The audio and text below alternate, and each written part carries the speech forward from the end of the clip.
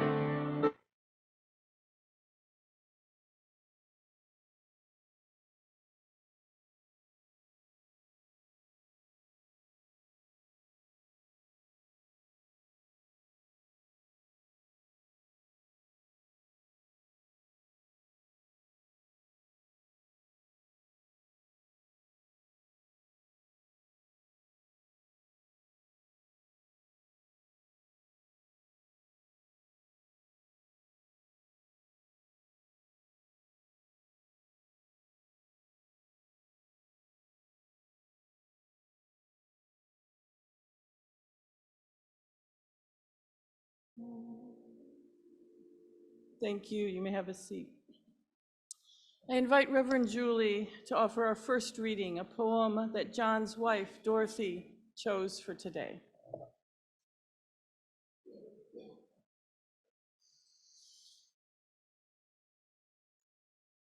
Death is not too high a price to pay for having lived.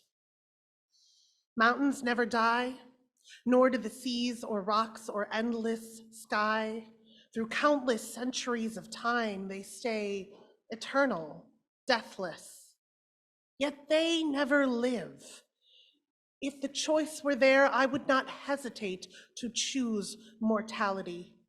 Whatever fate demanded in return for life, I'd give, for never to have seen the fertile plains, nor heard the winds, nor felt the warm sun on sands beneath the salty sea, nor touched the hands of those I love. Without these, all the grains of timelessness would not be worth a day of living and of loving, come what may.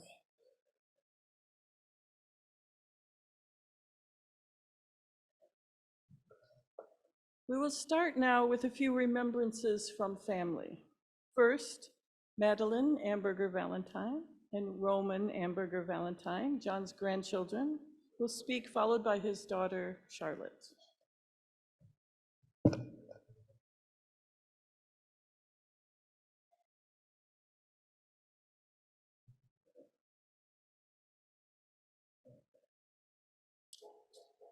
What an extraordinary person. What an extraordinary experience to be his granddaughter in this life. There's a photo I treasure, a memory I only know because this photo exists, and it's him sitting on the floor with me playing with blocks when I'm just a toddler. And you can tell he's right there, and he wants to be in my space, be on my level, and really understand how my brain is working. And I think it really captures my experience as his granddaughter. One time Papa told me, in some ways, being a grandparent is even better than being a parent. When you're a parent, you're so busy raising your kids that you don't have time. You're so busy raising your kids that it's hard to really see them and enjoy them the way you can as a grandparent. And I really like the way that he said see, because I did always feel seen by him, and not only seen, but really celebrated. And this celebration of me lasted into my adulthood and my entire life. When I was studying horticulture at Michigan State, Granny and Papa would come buy plants from the plant sale fundraisers I'd host and visit the gardens with me. And when I told him I wanted to use my horticulture degree to grow cannabis, his reaction was, "Oh, how interesting. Wonderful, that's wonderful." And then he proceeded to educate himself on all the laws and regulations and politics surrounding cannabis. I really treasure the time I spent living in Detroit. We'd go at least once a month to a Friday symphony matinee. Granny and Papa would come eat at the restaurant I was working at, and we visited Belle Isle and the DIA on more than one occasion. And when I was away on my travels and Papa couldn't actively participate in my life, he would read books on wherever I was traveling to. Once I spent 3 months in Sri Lanka, and I swear my grandpa became an expert on Sri Lanka while I was gone. He knew everything about the history, agriculture, commerce, culture, just so that when I came back, he could really understand my experience there. It's an amazing thing to be so celebrated by someone, no matter what you're doing in life. I felt like I couldn't disappoint him even if I tried. As Roman reminded me, that's unconditional love. And throughout his time as our family patriarch, he brought this thread of gratitude to our lives.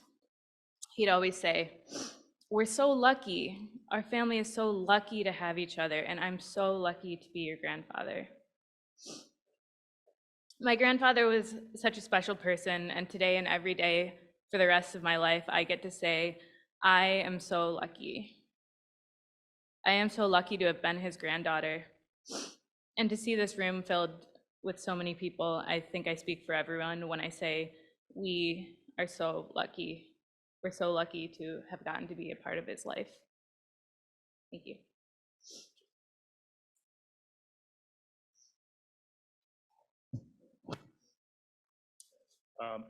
My grandfather was one of the most inspirational men I've met in my life, and I feel so incredibly grateful to have been his grandchild. So grateful for the time that we shared together. And when I say inspirational, I don't mean in the way a college football coach gives a pep talk to their team at a pep rally. There was really never any mandate or directive given. He inspired me through the small actions that he would take. He modeled awe and curiosity so well that you couldn't help but be excited about what he was excited about too. First and foremost, he stoked my love for the outdoors, whether that was at Birch Point Lodge in Northern Ontario or at our family cottage in Trufant, Michigan. His excitement to rise early to go fishing had me jumping out of bed, no coffee needed, at the prospect of catching fish together on the glassy water that the morning offered. Dorothy and John both had a love for traveling and would often bring us back gifts from wherever they would go. They would show us different pictures of landmarks, food, people that they met. And my greatest possession as a teenager was a wallet that they brought back from Turkey that I still hang on to this day. This excitement undoubtedly transferred a travel bug to our whole family, and the trips that we took were full of local research and genuine respect and interest in local cultures. One final story that I loved so much is when we did a 23andMe or Ancestry.com test as a family, it came back very heavily weighted towards Northern European heritage, which, if you know my grandfather, is very proud of his German heritage, and this could have rocked his worldview, of course, but instead, we just as a family kind of set off into a learning frenzy, reading about haplogroups and migration patterns, maritime trade, and the mixing of bloodlines between Nordic and the Nordic countries and German people. And I'll deeply miss these conversations and sharing of insights and trivia and factoids and learnings and everything that we could come across we'd love to share together as a family. But I'm just so grateful he set us up for a beautiful life full of wonder and a curiosity and appreciation and excitement for the things that we come across and learn. And he shaped our entire family's worldview in a way that will have a lasting impact on all of us for years to come. For that, I'm extremely grateful. Thank you.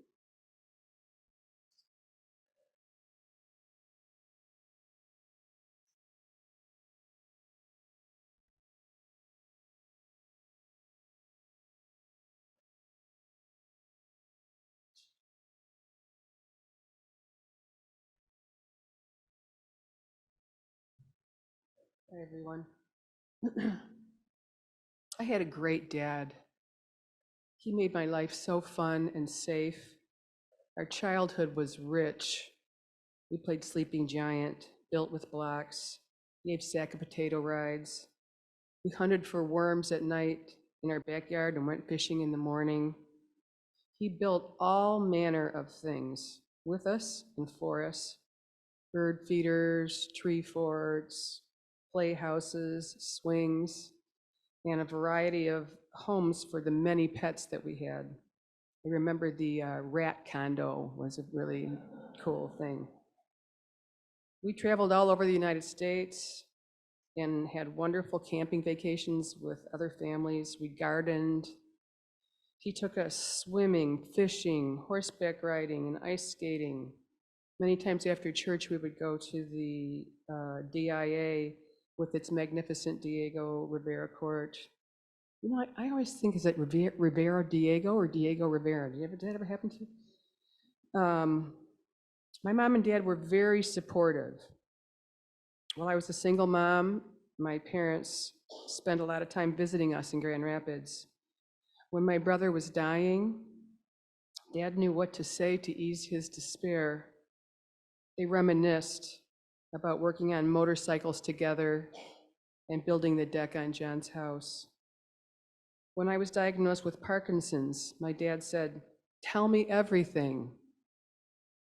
I thought those were the sweetest words ever spoken. Relief washed over me. When he saw the slowness and tremor in my hands for the first time, he cried.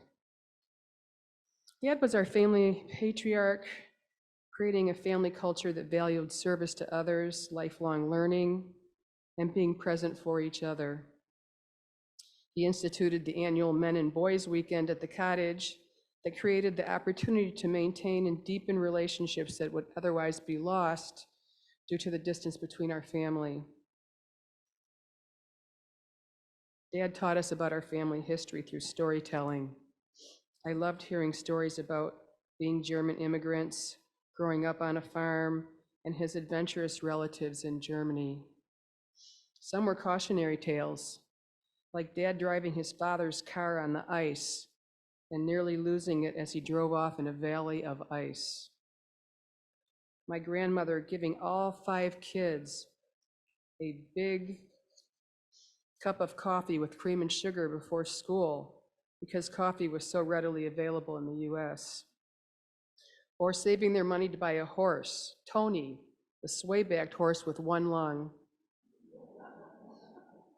Telling and retelling these stories will keep Dad with me as I travel on without him. Thanks, Dad. Thanks for being a great dad.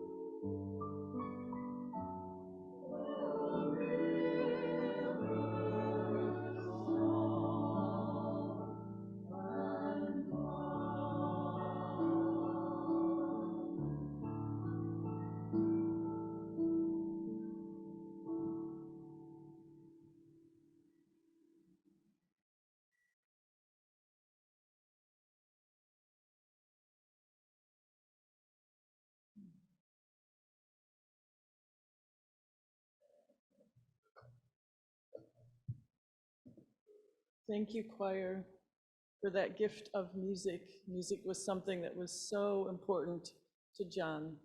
Thank you. We'll continue now with remembrances from friends. The first was prepared by longtime friend and colleague Don Bellinger, who unfortunately has had a serious medical diagnosis and cannot make it today. We hold Don in our love and care at this time, knowing how much he wanted to be here. Chris Duzin has kindly agreed to read Don's piece, and after that, we'll hear from Diana Kohler. Chris.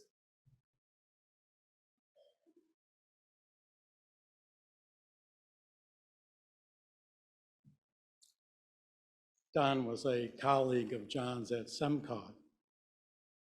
John loved to tell stories. The one I remember most was this. He was at a party where a horse ended up in a swimming pool. He and others got into the pool to get the horse out. I don't remember how they succeeded, but apparently there were spirits involved. I met John some 50 years ago when he came to work at our agency, first as deputy director and eventually as executive director. We got along well from the beginning. In fact, we were close enough that after my first marriage ended, he was the first person I told. Eventually, through friends of Dorothy and John, I met Lois, a true gift. We both retired within a year of each other, but stayed in touch. Lois and I were invited to join their music group, which met once a month to hear classical music, one of John's loves, along with books of a very wide range of topics. Some of you may know two other members, John and Bob Berger. It seems where the Ambergers went, there were always wonderful people. That was no less true of the golf group John invited me to join, a group of 7 men, including Bob and John's brother Chuck. Over the last 20 plus years, that group met weekly for breakfast and golf in good weather. We met all year long, going to the driving range and lunch at the bar in cold weather. Our group slowly diminished to 3. One of the harder losses was Bob's passing. But we 3 continued to meet, golfing, talking about politics, religion, and our growing up in and near Detroit. Golf ended 2 years ago when it was too difficult for John to get around, but weekly breakfast continued. Now John's passing. I've lost a close and dear friend. And Chuck, we are now 2.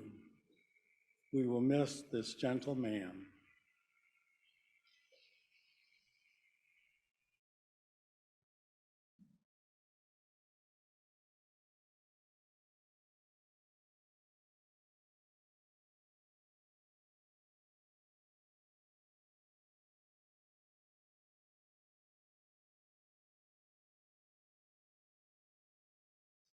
I feel like I could just say ditto, and that would be enough. But I'm going to tell a little more than that. I met John and Dorothy nearly 50 years ago when I started attending this congregation. I was in my mid-20s, and they both seemed so wise. They were, after all, about 40. So they were older, right? But they were welcoming, and they knew all the ins and outs of Northwest and would help explain things. I learned really early on that when John spoke, he probably had something worth saying, whether it was in a casual conversation over coffee or at a congregational meeting. And he loved this congregation. He served Northwest in so many roles, always inviting people into conversation and full of participation in the life of the church. His generosity showed up in so many ways, and one was how he shared information with others and knowledge. I think anybody who knew John can say at least one thing they learned from him. Something that really stands out for me is John giving a sermon that included the unique characteristics of different generations. And this was long enough ago that I think the youngest generation was baby boomers. And I remember driving away from church that day and thinking, oh, that's why my parents are the way they are. Several months ago, he and I talked about how easy it was to form intergenerational friendships here, and how important those friendships become as you age and your same age peers are beginning to die away. And he never stopped thinking about this church's future. When it appeared that our ministerial search would not go well, and the board had just been introduced to the concept of a joint ministry, I talked about it with John and Dorothy. I figured if John didn't believe it was worth trying, then we better come up with a plan C. We did this on Zoom, and I made my pitch, and I waited. And I waited. And after a bit of a pause, John said, "That's brilliant." And he talked about how important it was to our future for us to be willing to experiment with an out-of-the-box solution. He believed that a healthy future required innovation. John came back from serious illness several times in recent years, and I honestly hoped that this would be one more time when we would have the opportunity to marvel at his resilience.